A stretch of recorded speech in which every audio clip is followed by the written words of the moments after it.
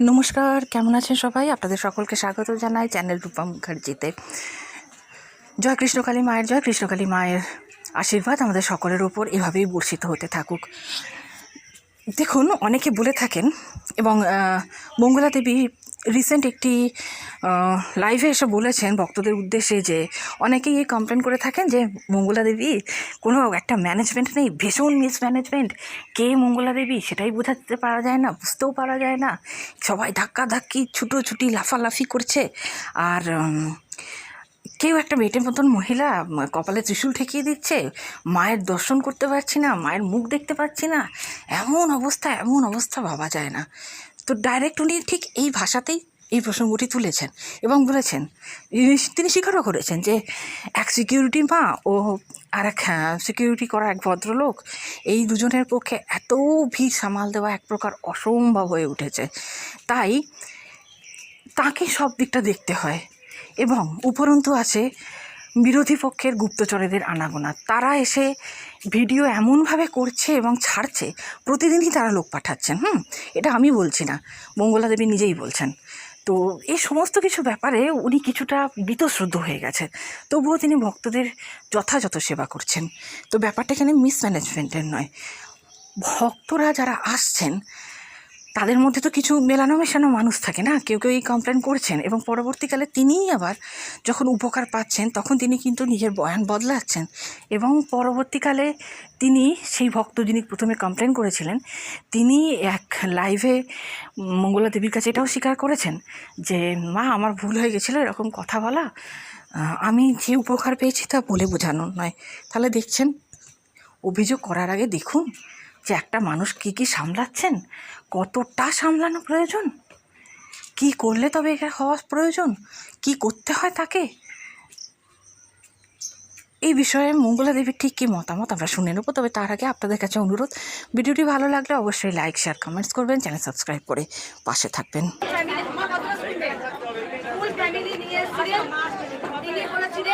মঙ্গলা মায়ের কোনো ডিসিপ্লিন নেই, মঙ্গলা মায়ের কোনো ম্যানেজমেন্ট ঠিকঠাক নেই, কিন্তু যিনি এসে বলেন তিনি জানেন না কীভাবে আমাকে সামলাতে হয়। আমার তো মনে হয় মায়ের আশীর্বাদ আছে বলে আমি পারি। যে হারে কাতারে কাতারে ভক্ত আসে, লাখেরও ছেড়েই যায়। দেখেছেন মঙ্গলবার দিন এরকম ফাঁকা ছিল না, পুরো একদম চেপে চেপে দাঁড়িয়ে আছে, পা ফেলার জায়গায় এটা পুরোটাই ভর্তি। প্লাস বাইরে চলে গেছে ভক্তরা, মায়ের জায়গা পেরিয়ে চলে গেছে। যখন আমি ত্রিশূল না, ভক্ত জানে না যে মঙ্গলা মা কোনটা। ত্রিশূল চলে পরে কিনা এরকম করে, ওইটা মঙ্গলা মা, এটাই হয়। কিন্তু এখানে কিচ্ছু বলতে হয় না, মা অন্তর্যামী, মা সব জানে। সেই বাচ্চাটা করতো, বলার পর ওই গিয়ে বলেছে ইস একদম ভালো নয়, সমানে লাইনে দাঁড়িয়ে আছি, মঙ্গলা মা আমাদের পুজো করে, তারপরে আমাদের দেখে, ভালো করে মাকে দর্শন পাই না, ভালো করে মঙ্গলা মাকে সেটাও আমরা দেখতে পাই না, আমরা শুধু ইউটিউবে দেখেছি। অনেক কিন্তু বলেছে। কালকে আমি দেখলাম ওই বাচ্চাটা আর বমি করছে না, বাচ্চাটা পুরো সুস্থ, এক সপ্তাহ মধ্যে গায়ে কাটা দিচ্ছে আমার। তখন ওর কাছে আমি জীবন না, আমার মঙ্গলা মা যা বলবে সেটাই হবে। কারণ আমি এখনো বলেছি আমি কারো ধরা বাঁধা না, আমি আমার মতো পুজো করতে ভালোবাসি, আমি আমার মতো থাকতে ভালোবাসি। অনেকে বলে কেন আসছে না মঙ্গলা মা, সকাল সকাল আসতে পারে না। আরে আমি মাকে সোনামাকে পুজো করি, আমি আমি আমি নিজেকে সাজাতে ভালোবাসি। অবশ্যই আমি সমস্ত কিছু করে দিয়ে তারপর আমি নিজে সেজে গুজে আসি, কারণ আমি সাজতে খুব ভালোবাসি, মাও পছন্দ করে। একটা শাড়ি আমি একদিন পরে ফেলেছিলাম, মা আমাকে সে শাড়িটা খোলা করিয়েছে। মাকেও আমি সাজাই জানি, কারণ আমি সবসময় নিজের মতো, আমি কারো ধরা বাঁধা নয়। আমি ছিলাম না, আছি।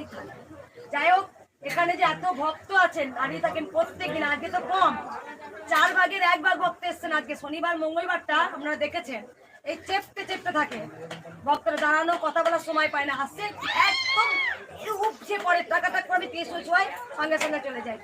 যাই হোক, সেই বাচ্চাটা পুরো সুস্থ। আমি জানি তারা যে এই যে খালি হাতে এলে, এই যে এত ভক্ত এসছেন, মা কিন্তু কিছু না কিছু দেবেই। অন্য আশা নিয়ে এলে পারে পূর্ণ করে দেবেন। মা আজ পর্যন্ত কাউকে হাতটাতে খালি হাত করে পাঠায় না, মায়ের আশীর্বাদ আপনি কিছু না কিছু পাবেন। আর এইদিকে আমার একটা ইচ্ছা আছে,